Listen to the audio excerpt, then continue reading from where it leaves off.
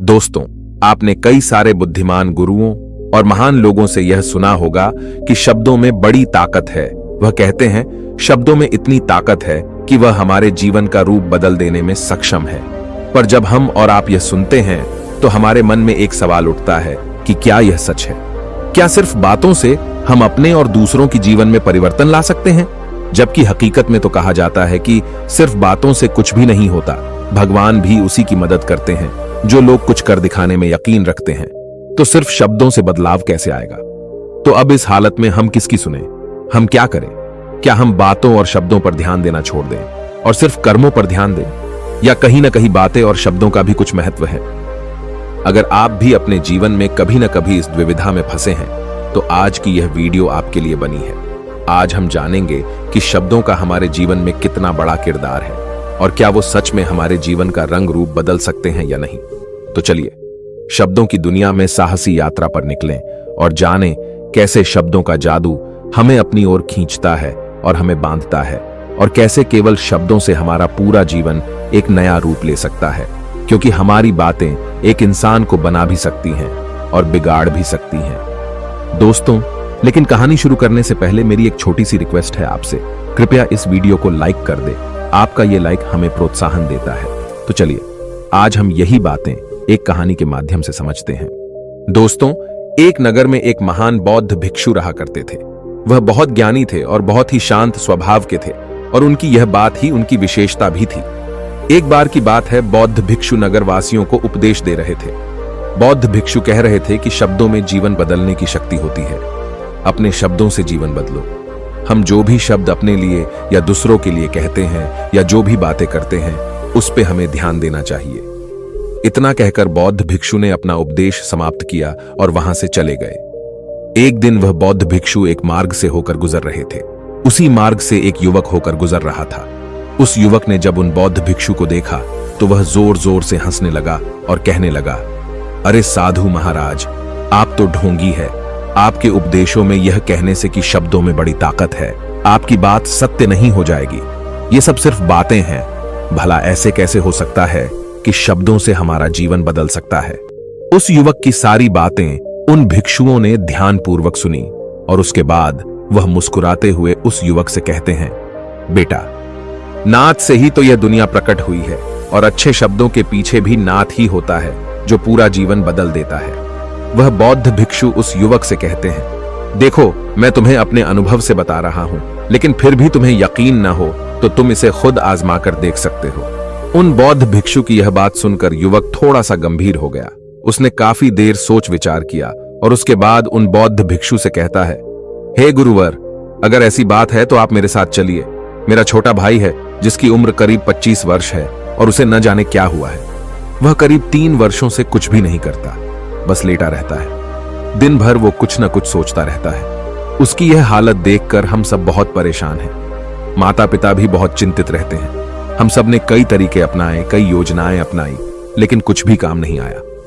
हमने कई बार उससे बात करने तक की कोशिश की, लेकिन वह हमसे कुछ भी नहीं कहता। परिवार का हर एक सदस्य पूरी तरह से थक चुका है, हार चुका है। आखिर वह क्या करना चाहता है, किसी को कुछ नहीं पता। तो हमारे शब्दों से उसका जीवन क्यों नहीं बदला? और जैसा कि आप कह रहे हैं कि शब्द सचमुच जीवन बदल सकते हैं, तो क्या आप मेरी मदद करेंगे? इस पर बौद्ध भिक्षु मुस्कुराते हुए उस युवक के साथ चल पड़ते हैं। वह युवक उन बौद्ध भिक्षु को एक खेत में ले जाता है और अपने भाई की तरफ इशारा करके कहता है, हे गुरुवर, यही मेरा भाई है जो पूरे गांव में आलस और मक्कारी के लिए मशहूर है। आप कहते हैं कि शब्दों में वह शक्ति है जो हमारा जीवन बदल सकती है। तो क्या आपके शब्द इसका जीवन बदल सकते हैं? अगर यह सत्य है तो आप इसका जीवन बदल कर दिखाएं। उन बौद्ध भिक्षुओं ने उस युवक के भाई को ध्यानपूर्वक देखा। वह एक पेड़ की छांव में आराम से सो रहा था। जब बौद्ध भिक्षु उस युवक के भाई के पास पहुंचे और आराम से उसके सर पर हाथ फिराते हुए कहते हैं, उठो बेटा, बहुत देर हो चुकी है। यह सोने का समय नहीं, यह तो जागने का समय है। उन बौद्ध भिक्षुओं की आवाज सुनकर वह लड़का थोड़ा सा अचरज में पड़ गया। आखिर कौन है जो मुझे इतने प्यार से जगा रहा है? वरना सभी गांव वाले तो मुझे आलसी और मक्कार ही कहते हैं। आखिर कौन है जो मुझे इतना अपनापन दिखा रहा है? उसने आंखें खोली और आंखें मलते हुए उसने पूछा, हे गुरुवर, आप कौन हैं और यहां क्यों आए हैं? इस पर बौद्ध भिक्षु उस युवक से कहते हैं, बेटा, यह प्रश्न तो मैं तुमसे करना चाहता हूं। तुम कौन हो? यही तो तुम्हें जानने की आवश्यकता है। उन बौद्ध भिक्षुओं की बात सुनकर वह लड़का जोर से हंस पड़ता है और कहता है, हे गुरुवर, यदि आपको मेरे बारे में जानना है तो जाइए और गांव के किसी भी सदस्य से पूछ लीजिए। आपको पता चल जाएगा कि मैं कौन हूं। आपसे हर कोई यही कहेगा कि वह तो आलसी है, मक्कार है, तरह तरह के ताने सुनाएंगे, तरह तरह की बातें कहेंगे। इससे आपको यह जरूर यकीन हो जाएगा और आपको यह पता भी चल जाएगा कि मैं कौन हूं। तभी बौद्ध भिक्षु मुस्कुराते हुए उस लड़के से कहते हैं, सबसे पहले मेरी यह बात सुन लो। मेहनती इंसान के खुद के शब्द उसे अंदर तक चोट पहुंचाते हैं, इसलिए कभी भी अपने आप को कोसो मत। अपने शब्दों को सुधारो। और मेरी यह दूसरी बात भी सुन लो।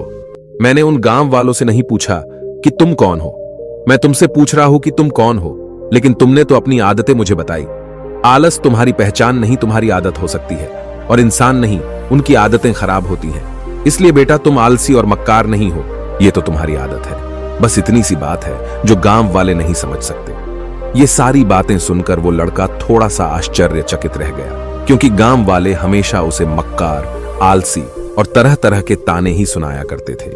उन बौद्ध भिक्षुओं की यह बात सुनकर उस लड़के की आंखों में आंसू आ गए।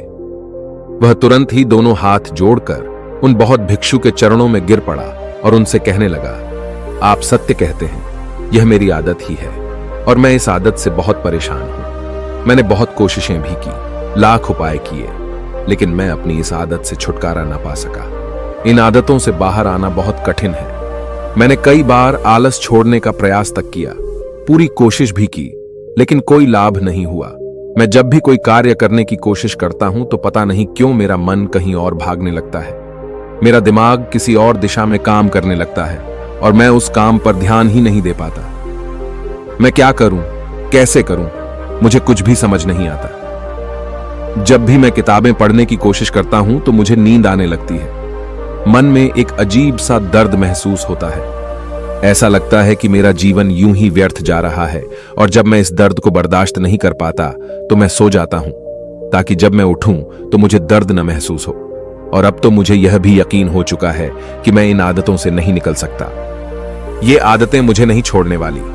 इस पर बौद्ध भिक्षु उस लड़के से कहते हैं, बेटा, यदि तुम इस आलस की आदत को छोड़ना चाहते हो तो मैं तुम्हें एक सही उपाय बता सकता हूं, लेकिन उसके लिए तुम्हें कल सुबह मुझे मिलना होगा, तभी वह तरीका मैं तुम्हें बताऊंगा। यदि तुम उस तरीके को सीखना चाहते हो तो कल सुबह मेरे पास चले आना। इतना कहकर बौद्ध भिक्षु वहां से चले गए। लेकिन उन बौद्ध भिक्षु की सारी बातें उस लड़के के कानों में गूंज रही थीं। वह यह समझ नहीं पा रहा था कि आखिर वह बौद्ध भिक्षु उसे कौन सा मार्ग दिखाने वाले हैं। वह ऐसा कौन सा उपाय बता देंगे जिससे उसके जीवन से आलस्य हमेशा हमेशा के लिए खत्म हो जाएगा। देखते ही देखते रात हो गई। रात भर वह अपने बिस्तर पर करवट लेता रहा और उन बौद्ध भिक्षु की बातों के बारे में सोचता रहा। इसी प्रकार देखते ही देखते सुबह हो गई और वह लड़का उन बौद्ध भिक्षुओं के पास जा पहुंचा। वह लड़का उन बौद्ध भिक्षु को प्रणाम करता है और कहता है, गुरुवर, जैसा कि आपने कहा था, लीजिए मैं आ गया। अब मुझे वह मार्ग बता दीजिए जिसे मैं अपने जीवन से इस आलस्य को निकाल सकता हूं। तभी बौद्ध भिक्षु उस लड़के से कहते हैं, बेटा, जब भी तुम्हारा मन दुविधा में हो, तुम निर्णय न ले पा रहे हो और तुम्हारे मन में तरह तरह के प्रश्न उठ रहे हो कि मैं क्या करूं, कैसे करूं, इस कार्य को पूर्ण कैसे करूं, यह सब कैसे होगा, तब तुम वास्तविकता में अपने अतीत से सोच रहे हो कि पिछली बार तुम्हारे ऐसा करने पर क्या हुआ, या अतीत में तुमसे लोगों ने क्या कहा था। तो आज से कभी भी अपने अतीत से नहीं, बल्कि भविष्य से सोचो। इस पर लड़का कहता है, भविष्य से? वह भला कैसे? तभी बौद्ध भिक्षु उस लड़के से कहते हैं, मान लो कि तुम्हें आज किसी भी चीज की कमी नहीं है। तुम्हारे पास वो हर चीज है जो तुम चाहते हो, वह सारी सुख सुविधाएं हैं। तो अब बताओ, तुम अपना जीवन कैसे व्यतीत करना चाहोगी? उन बौद्ध भिक्षु की यह बात सुनकर वह लड़का कुछ देर के लिए सोच में पड़ गया, क्योंकि आज तक उसने सभी गांव वालों के केवल ताने ही सुने थे। किसी ने भी आज तक उसके जीवन के बारे में उससे ऐसी बात नहीं की थी, और वह गुरुवर उसे आने वाले भविष्य के बारे में उससे बातें कर रहे थे। उन बौद्ध भिक्षु की यह बात सुनकर वह लड़का खुद से प्रश्न करने लग गया कि अगर मेरे पास सब कुछ होगा, धन की कोई कमी नहीं होगी और सारी सुख सुविधाएं होंगी, तो मैं अपना जीवन कैसे व्यतीत करूंगा? कुछ देर सोच विचार करने के बाद वह उन बौद्ध भिक्षु से कहता है, गुरुवर, मैं यह दुनिया घूमना चाहूंगा, पहाड़ों पर चढ़ना चाहूंगा, समुद्र की रेत पर चलना चाहूंगा और मैं एक बहुत बड़ा व्यापारी बनना चाहूंगा। तभी अचानक उस लड़के का ध्यान टूट गया और वह उन बौद्ध भिक्षु से कहता है, परंतु हे गुरुवर, यह सब कैसे संभव होगा? केवल मेरी मात्र सोच लेने से तो यह सब पूरा नहीं होने वाला। उसके ऐसा कहते ही उसके अतीत में बीती हुई सारी घटनाएं उसकी आंखों के सामने से गुजरने लगी और वह एक बार फिर से निराश होने लगा। और अब वह यह सोचने लगा कि मेरे पास तो पैसे ही नहीं है, तो मैं भला व्यापार कैसे कर सकता हूं? न ही मेरे पास व्यापार का कोई अनुभव है। ऐसी स्थिति में मैं भला यहां से कैसे निकल सकता हूं? उस लड़के के इस प्रश्न का जवाब देते हुए वह बौद्ध भिक्षु उस लड़के से कहते हैं, भंते, हर रात में सोने से पहले तुम हर दिन अपना लक्ष्य एक कागज पर लिखो और सुबह उठकर सबसे पहले उस लक्ष्य को देखो और सोचो कि उस लक्ष्य को पाने के लिए तुम आज क्या कर सकते हो, और जो भी तुमने उस कागज पर लिखा होगा उस कार्य को उसी दिन पूरा करने की हर मुमकिन कोशिश करो। इस पर वह लड़का कहता है, ठीक है, आप सच कह रहे हैं, लेकिन जब मैं बहुत सोचने लगता हूं तो मेरा मन बेचैन होने लगता है और मन में तरह तरह के विचार उठने लगते हैं और इन विचारों को शांत करने के लिए मैं सो जाता हूं ताकि वह विचार मुझे परेशान न कर पाए। उस लड़के की इस समस्या का समाधान करते हुए वह बौद्ध भिक्षु उस लड़के से कहते हैं, बेटा, अंतर्मन की चाल को पकड़ो और शब्दों की मदद से नया भविष्य बनाओ। तभी लड़का कहता है, हे गुरुवर, आप क्या कहना चाहते हैं? मैं आपकी बात समझ नहीं पा रहा। इस पर बौद्ध भिक्षु मुस्कुराते हुए कहते हैं, बेटा, कैसे होगा? यह जो सवाल है, यह सवाल नहीं बल्कि एक डर है जो तुम्हारे अंतर्मन में बैठा हुआ है, जो तुम्हें अगला कदम लेने से रोक रहा है, तुम्हें कदम आगे बढ़ाने से रोक रहा है। यदि तुम वास्तविकता देखो तो किसी को भी नहीं पता होता कि वह कार्य कैसे होगा, लेकिन एक इंसान जब दृढ़ निश्चय कर लेता है तो वह अपने उद्देश्य को सामने रखकर लगातार प्रयास करता रहता है और वह अपनी सफलता प्राप्त कर ही लेता है। तभी वो लड़का उन बौद्ध भिक्षु से कहता है कि हे गुरुवर, अगर ऐसी बात है तो मन में बार बार चिंता क्यों होती है? मन बार बार बेचैन क्यों हो उठता है? इस पर बौद्ध भिक्षु कहते हैं, बेटा, क्योंकि तुम्हें डर है कि तुम कमजोर हो। तुम्हारे अंतर्मन में बैठा है कि तुम में कुछ कमी है, तुम किसी काम के नहीं हो, और यही कारण है कि तुम कोशिश करने से डरते हो, क्योंकि तुम्हारा अंतर्मन हमेशा तुम्हें रोकता रहता है। जब भी तो कोई कार्य शुरू करना चाहते हो, तुम्हारा मन तुमसे पहले कह देता है, इससे आगे मत बढ़ना, अन्यथा तुम हार जाओगे, और इसी कारण तुम्हें चिंता होने लगती है, तुम्हारा मन बेचैन होने लगता है। तभी वो लड़का कहता है, गुरुदेव, आपने जो कुछ भी कहा वो बिल्कुल सत्य है, लेकिन अब आप ही मुझे बताइए कि मैं इस परेशानी से बाहर कैसे निकलूं? इसका जवाब देते हुए वो बौद्ध भिक्षु उस लड़के से कहते हैं, बेटा, इस समस्या का समाधान बहुत ही आसान और सरल है। तुमने देखा होगा कि अक्सर ही हम अपने आप को दोष देते रहते हैं, अपने आप को तरह तरह के अपशब्द कहते रहते हैं जो हमारे अंतर्मन में जाकर बैठ जाते हैं और वही हमें आगे बढ़ने से रोकते हैं। और इन शब्दों का हम पर बहुत गहरा प्रभाव भी पड़ता है, क्योंकि जैसा हम खुद से कहते हैं, जैसा हम पूरी भावनाओं के साथ सोचते हैं, हम वैसा ही बनते चले जाते हैं। इसलिए यदि तुम खुद को बदलना चाहते हो तो कि तुम भी काबिल बन सको, तो तुम्हें अपने अंतर्मन को नए संदेश देने की जरूरत है, जैसे कि मेरे शरीर का हर एक कण, हर एक हिस्सा, हर एक विचार शांति और ऊर्जा से भरा हुआ है।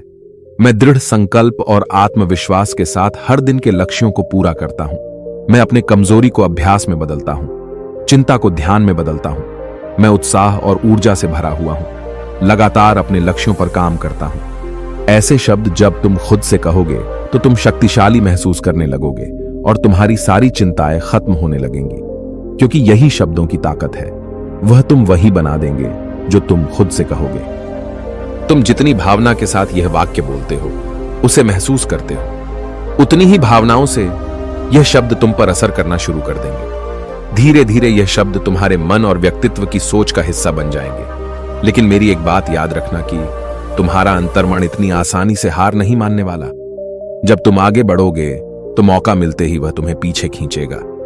तुम्हारे अतीत के बीते हुए सारे कड़वे अनुभव तुम्हें याद दिलाएगा, ताकि तुम डर जाओ और एक बार फिर से अपने लक्ष्य का पीछा करना छोड़ दो। लेकिन तुम्हें इसकी चिंता नहीं करनी है। उन सकारात्मक शब्दों के कारण तुम्हारा मन सकारात्मक विचारों को स्वीकार करने लगेगा।